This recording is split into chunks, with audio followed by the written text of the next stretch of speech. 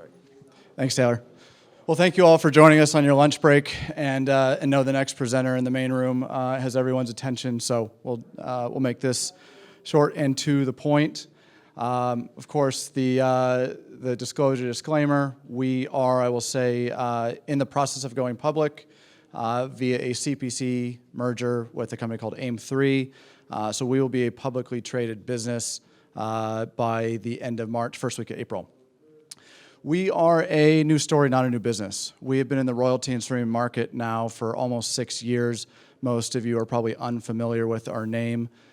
We have been building a royalty company privately, and thanks to very patient and solid shareholders, have been able to grow a business what we believe is the right way, building it to an inflection point as we enter the public markets.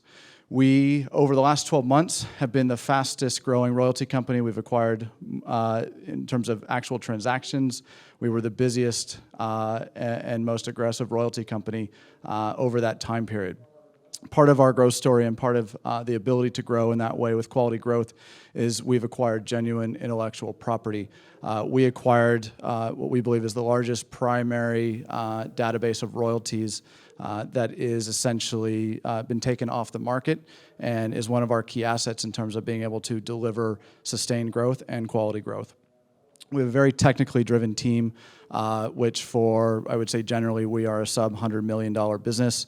I think we have focused on the technical merits of our team and always understanding and looking at opportunities first from the technical merits of those assets, and then obviously the royalty characteristics sitting on top of that. We are a robust and cash flow growing business. It is always important to us to be looking at what is going to be generating cash flow over both near-term and mid-term time horizons, and our business is focused on that growth as well. For the benefit of anyone that's not overly familiar with the royalty and streaming space, I'll make this slide brief but to the point. Royalty companies generate their value by essentially having a top-line interest in the revenue derived from a mining operation. That exposure generally comes with a lot less risk in that we're not there contributing typically financings and capital in the future to those mining companies, whether that be for development or whether that be for resource expansion or the myriad of other reasons that mining companies need capital. We are there to share the exposure on the upside, but the downside is significantly mitigated. As many in this room know, royalty companies have outperformed the market generally, the commodity market generally, whether that be ETFs, the miners, the physical, and I believe even the S&P over the last 15 years. It is due to the characteristics and the successful management of those predecessor companies that have come before us. Our competitive advantage, we would break down into a few key areas for us. Intellectual property is probably not something you hear discussed very much in the mining community. It does exist in some pockets.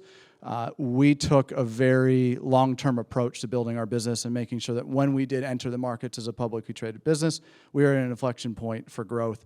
We wanted to derive that growth the right way, and how we built that growth in part was this intellectual property that we acquired, which is what we, again, believe is the largest independently created database through primary resources of the royalty landscape worldwide. We have 4 executives, all with the exclusion of myself being primarily finance-backed.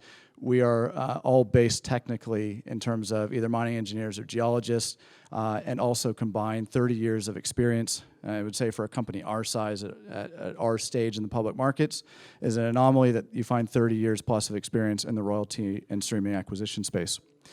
We have what we would call genuine first mover advantage. There are a few others out there, but we are aggressive in what we would call the future wave of battery and specialty metals.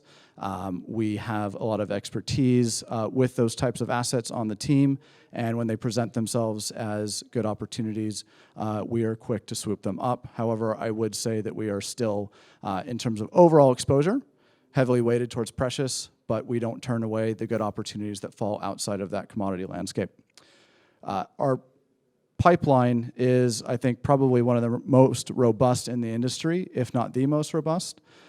Over the last 12 months, again, we've acquired 22 royalties that added to our pre-existing portfolio. And that pipeline spans everything from tier 1 and tier 2 assets down to interesting exploration opportunities. One of the focuses of our firm and our business is on that exploration upside.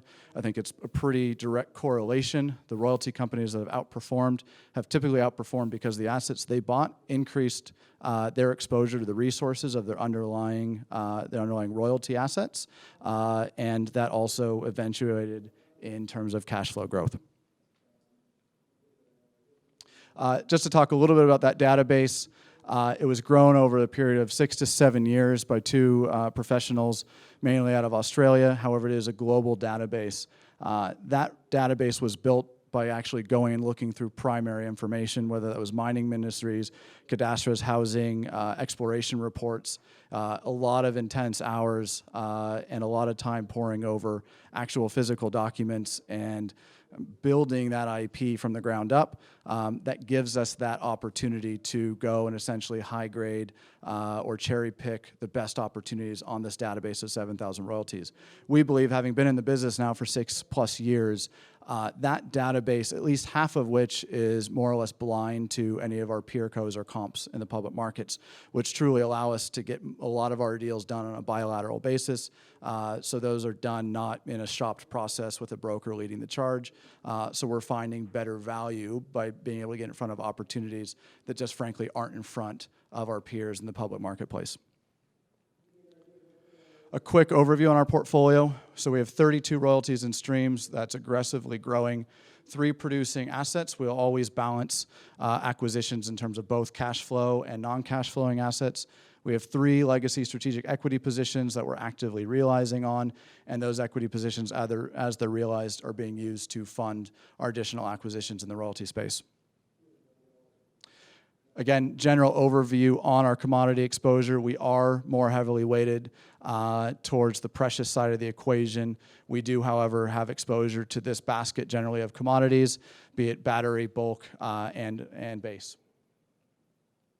We have a global footprint, probably more heavily weighted to Australia than any other. We find Australia to be truly one of the best mining jurisdictions, if not the best mining jurisdiction, for abundance of reasons, especially as a royalty holder. One of the benefits of the royalty in a place that has such distinct common law advantages and precedent steeped in mining is your royalty runs with the land or the tenement, and having that security gives you an extra layer of protection when you're acquiring these types of assets, which again is one of the reasons for the desirability of the royalty business model. So why invest in VOX? The markets have been very friendly to royalty and streaming companies. To the credit of these management teams, they've done a great job growing their businesses. If you compare where we're starting versus two of these very successful precedents, Metalla and Mavericks, believe they started with a combined 13 royalties. They had, in essence, just really launched a business without much background in terms of what they had from legacy royalty and streaming focus.